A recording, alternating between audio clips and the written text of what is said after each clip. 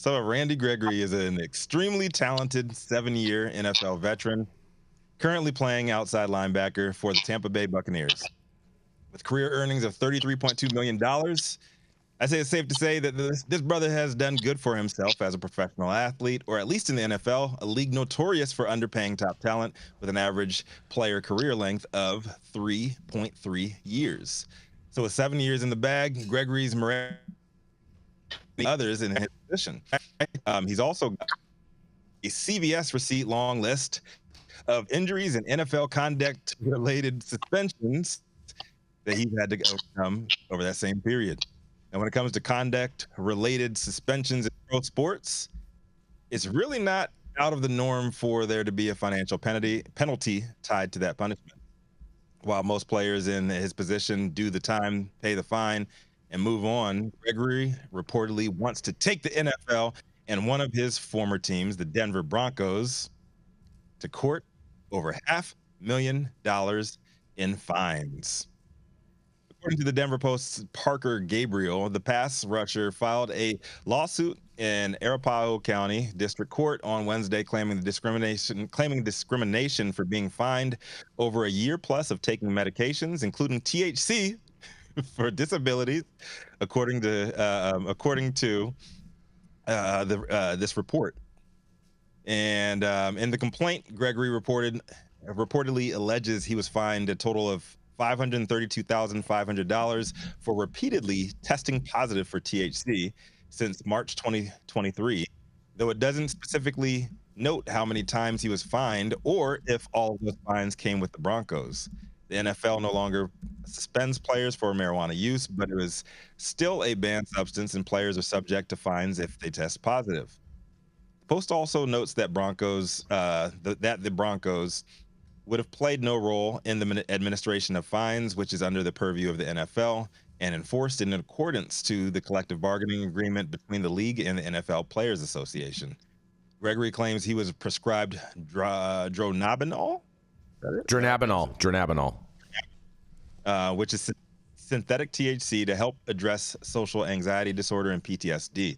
Apparently, he sought permission to use it during non-work hours in March 2023, then applied for a therapeutic use exemption that May. He was denied both times. Gregory's agent, Peter Schaefer, told the Post that this is a serious effort by Randy to push the NFL forward on alternative methods for pain management options. If a doctor prescribes hydrocodone, that's completely legal and much worse for the player. Yet the player does not get suspended or fined for that use. Randy's not trying to buck the system, but he's paying $500,000 in fines for something that anybody else in the state of Colorado can do. All we want is reasonable accommodation to allow Randy to treat his disabilities at the direction of his treating physician, end quote.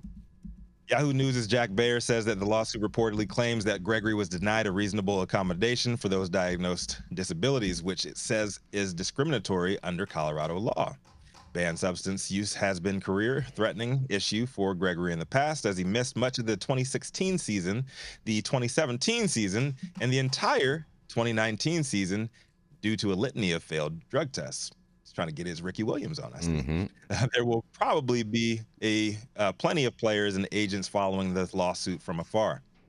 The NFL has never been shy about finding its players small fortunes. One area where players aren't going to be happy until they feel or mental stress. I don't know how much of a chance Gregory has to win this lawsuit, but I sure do hope that he does. And I hope all the other players who've been screwed over for similar infractions get their money too. I'm Rico Lamitte, the dopest dad on the street for High 9 News. Get your money, black man, get your money. This guy.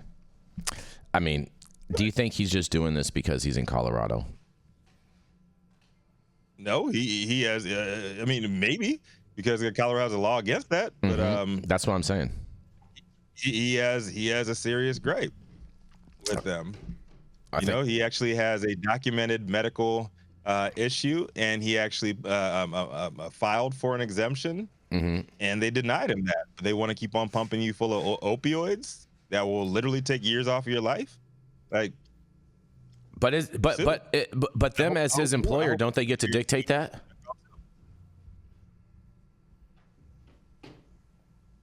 Rico? By the NFL being his employer, don't they get to dictate that? They can say, hey, if you're going to take this, we're not going to pay you. Am I wrong? Did you go on mute or something, Rico? Because I don't know. Okay. I'm not a lawyer. You're not a lawyer. Oh, my God. You have got to be kidding me. That is your response. I'm not a lawyer. I am a talking head. Just following the advice from the Pot Brothers at Law and shutting the fuck up, Jay. Fair enough, Matthew. Fair enough.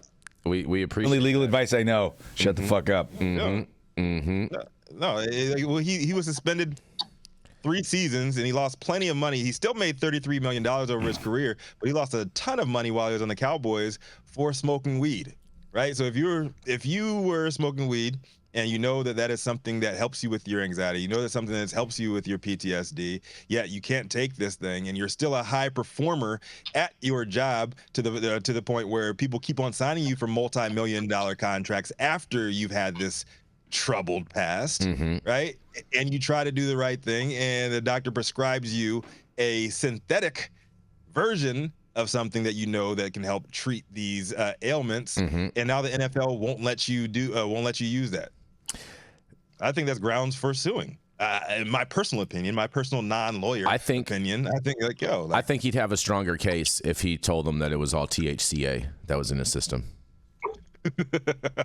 Just saying. I think he'd have a better case. They're allowed to bring scientific experts to the courtroom. Are you going to go and testify for him, Dr. T? I would. This is a very strategic move. I mean, many players are using cannabis. He's muted. So no, he's not. He's not. What's that? No, keep on. Continue, Dr. T. So it's very strategic to get prescribed Marinol, so that explains your positive test from a legally prescribable. Yeah, but they didn't prescribe him Marinol. They prescribed him Durabinol. That's what Marinol is. They call Durabinol Marinol? Dronabinol is the generic name for Marinol. Got it. Okay, all right. I was a little confused by that, so thank you for that clarification. No worries. So this is a strategic move. I mean, many people do it, and to bring a lawsuit against the NFL is going to help a lot of players who are using cannabis and are still getting fined for it. So I'm sure a lot of players are behind him on this. It'll be interesting to see if the players' union decides to back him on this, because the players' union was it. What's that? No, it's the NFLPA. I want to always say that they do not have a union. That's a problem with the NFL. They do not have a union. The NFLPA. Maybe that's why the NFL is so great. No, that's why the NFL gets screwed over, and that's why these players are more screwed over than anybody else. They have the shortest career span. They are groomed just a tough by sport. Asshole, racist ass coaches from yay high. Yes, they are. Did you say yay high? Is that a height limit? Yay high? Pop Warner age, they're groomed by white men, wealthy white men that don't tell them from the beginning you have less than a 1% chance of making it in the NFL. But their bodies are tortured over and over and over again, every single level of that, and putting them in a terrible place, not just on the field and not just for them as growing young men, but in society. Period. You're taught to harness these violent powers that God gifted you, and then what happens when you get hurt? You get thrown out on the street. So I hope he gets his money, and I hope this opens up a whole litany of lawsuits against the NFL. Screw them all. Wow, vicious, Rico. Yeah, man, I went through this. I'm not faulting you. I'm not faulting, you know what I'm saying, your position. I'm just saying. Ultimately, I hope the players can be able to consume cannabis. That's what I would like to see, and then I think we would see a lot of CTE have a big drop in the NFL. But I think for some reason they're scared of that for some reason, and I can't figure out why. You know why? Money. Well, they have to admit that their sport is dangerous. Everyone knows that football is dangerous. Every physical sport in America is dangerous. Right, to the point. right. But when it comes to insurance, and it comes to the fact that basically bashing your head in a football helmet leads to CTE, I mean, the evidence is overwhelming, and I don't think you could make the case that, well, okay, we can make football safer. You can't make football safer, right? Football is always going to lead to football, CTE. Yeah. It's like you can't make driving safer. It's the same thing. But I think, and you can get people out of the car, use those automatic ghost cars. Yeah, those things don't work. If you ghost ride, if they promoted the use of cannabis, we know that the cannabinoids are neuroprotective. Yep. And it reduce neuroinflammation. And there's all kinds of evidence to believe that, again, a diet of cannabis or having cannabis in the fatty tissue of your brain will help, alleviate the myriad of things that come along with concussion and traumatic brain injury, including CTE. Mm-hmm. Mm-hmm. Football's also just the last sport that's full of this, gaslit fake version of this fascistic America. So they're all into God and warplanes and Jesus, and of course they don't want cannabis. I don't know. Football to me is the greatest sport America has, period. Well, you love Trump, Jason. It checks out. Story checks out. I didn't say I liked MMA. I said I like football. Speaking of which, oh my God, I've just gotten enough of Joe Rogan talking about everybody at the UFC applauding for Donald Trump. It's like, great. So now we know that everybody with a sub 85 IQ loves Donald Trump. Great. Oh boy. On that, we're going to go to a commercial. Hey, and we're going to be right UFC. back. We're going to be right back.